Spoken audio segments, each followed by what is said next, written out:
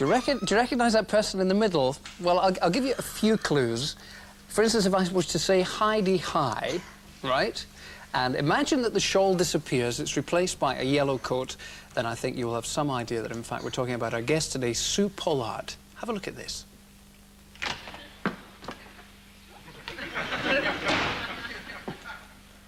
What are you doing here, Peggy? She brought me an early morning cup of tea. Early morning? It's 5 to 9. What time do you start?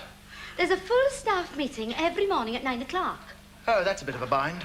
I don't usually surface until 10. I'm sorry I brought you tea in so early. It's never too early to see you, Peggy. Pop in any time, give you a cuddle. Sure then. Ladies and gentlemen, Sue Pollard.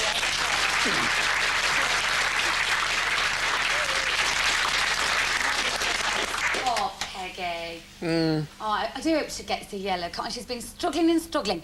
This is the 6th year coming up now. And she's still not a yellow card? Yes, she's still scrubbing that. She's using the same soap, the same Ajax. Dear Miss Cathcart didn't give her anything to mop it up with properly. Dreadful. Do you know, having worked briefly down at Television Centre in London where it's made, even the makeup girls tell me what a joy that programme is to work on. You know, sometimes they get a bit fed up working in the same programme, but they fight to get on that programme, don't they? Well, they do. As soon as they finish the last day of the last makeup job and everything, they're signing on again for the next year because we all have such great fun, you know. I mean, there's only us.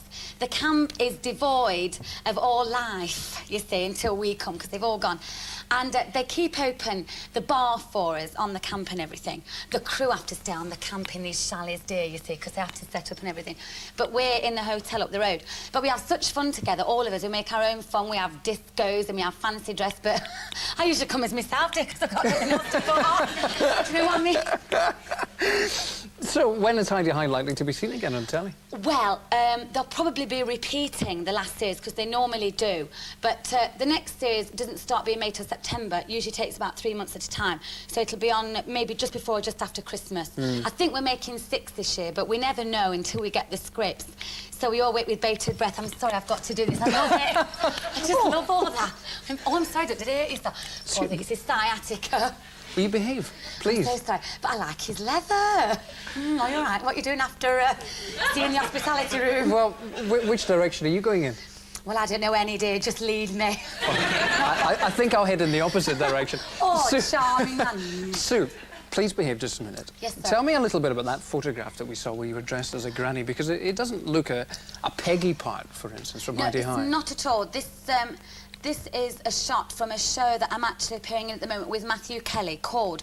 It's a musical, Babes in Arms, and it was made about 50 years ago. And that particular scene is where Lisa and Mark, and they're in the show with us, and it's a kind of sort of parody on. They say, "Tell us a story, Mommy," and I'm on there, and I go into this big story about this opera singer called Johnny, which actually leads into a song called Johnny One Note, and it was written by Rodgers Hart, and the musical is by them, and they've got great numbers in, like Ladies of Tramp, Wish I Were in Love Again, all the things that you've probably heard but didn't realise they came from this show, because I never did. My Funny Valentine, and Matthew Kelly's in it. All right, Matthew, right, Doc. He's doing the role that Mickey Rooney played in the film, and you're playing the role that Judy Garland played. Now, I remember... No, I'm not, am I? Yeah. No, I'm not, darling. Everybody thinks that, you see, and I have to say, but I'm not. A girl called Julia Housen is playing that part. I'm playing the part of Bunny Byron. I'm playing my own age, you see. Everybody else happens to be about 16, 17. Of course, I couldn't know where I could pass for that, dear, so I was dead shocked. Got the older part.